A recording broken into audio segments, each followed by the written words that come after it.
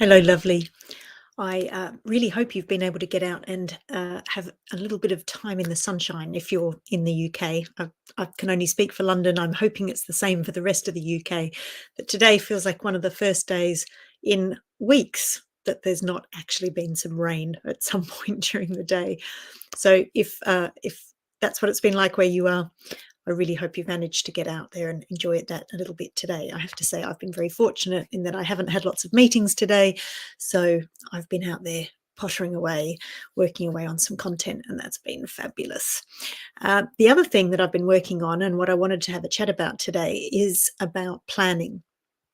I've decided, you heard it here first, I've decided that I will be running a 5-day challenge in September.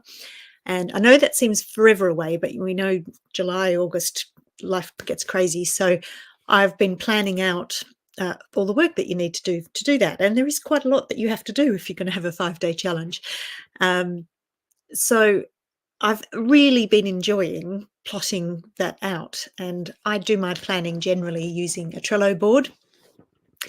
And if that's something you're interested in knowing more about, I have a video somewhere on how I use Trello. So if that is something that you're interested in, please just put a note in the comments and I can get a link to you.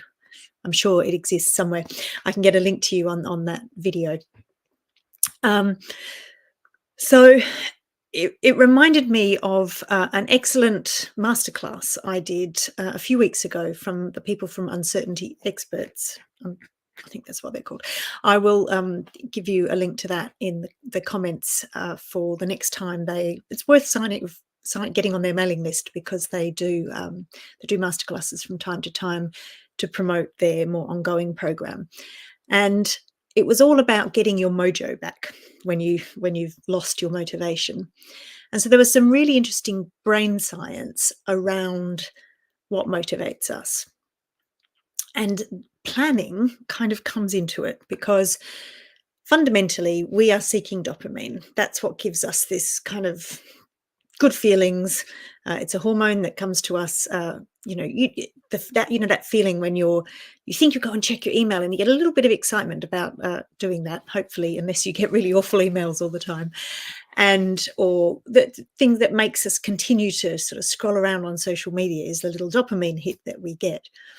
And the reason for that is, according to the Uncertainty Experts, is that we get dopamine from anticipation. And we get it also from completion. We're not getting the dopamine from the actual thing that we've been working towards. So let's say your goal was to make £100,000 for the year. You wouldn't get, the dopamine doesn't actually come from the fact that you're getting £100,000 for the year. It's the anticipation of getting that and the completion of sort of getting to that goal.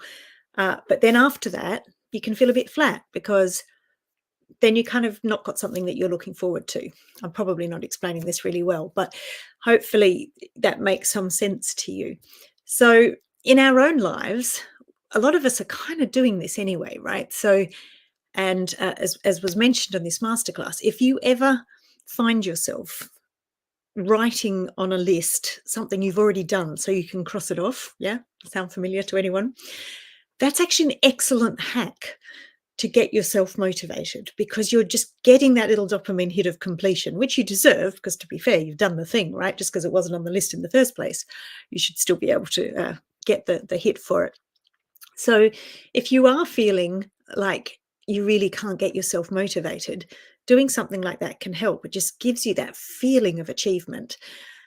And you'd also want to have this sense of anticipation. So if you were applying it to a mission, for example, which is obviously the area that I'm interested in, and something we concentrate on in Missions Accepted is having an idea of what that thing is that you want to achieve, having it, some people will call it a North Star, that mission in the distance that you are heading towards, that sense of anticipation that that is what you're working towards is much more helpful than not having any kind of direction or really clear vision of why you're doing the things that you're doing. So if you're at work and you're just kind of doing work for the because it's on your list of things to do, if you don't have that sense of anticipation around it, you're not going to be quite as motivated.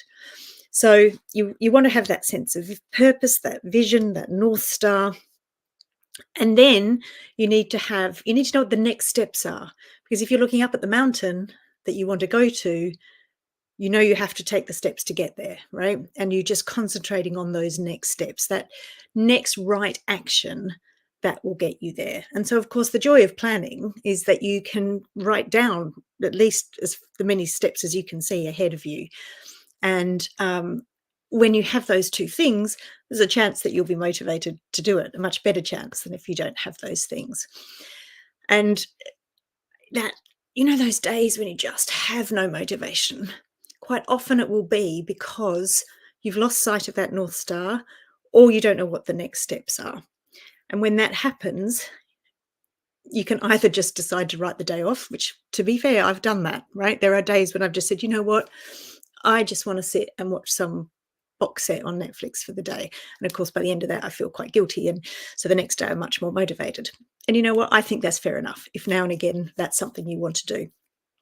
But if you actually do want to get motivated, then you need to take action first, because motivation doesn't come before action.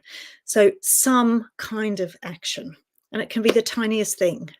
And I know when sometimes I'm in that mood, it's like, you know what, Susie, just get out of bed and get in the shower. That's all you have to think about. Don't think about the next thing. And once you're out of the shower, get dry, get dressed. And then I can start to see what I need to do next. But while I was lying in bed, I couldn't see it because all of that was too overwhelming. So if you can just figure out the next right action, the motivation will gradually grow. And then if you're anything like me and you love planning, get out a Trello board. They're free. And as I said, if you want to know more, send me a DM or put a mention in the comments, and I'll get a video to you about one of the ways that I use Trello boards. I use them in lots of different ways. And just remember those two things. It's anticipation and completion, and which is why you must have small steps, because otherwise you're not going to get much completion if you're going to wait till you do the big thing, right? And that will help you to get motivated. That's what the brain science tells us. Who am I to argue? If you're feeling a little unmotivated now, make sure you connect with that big vision. If you don't have a big vision, that's when you need to come and speak with me and consider joining Missions Accepted, because that's what it's all about, figuring out what that mission is that makes you want to get up in the morning.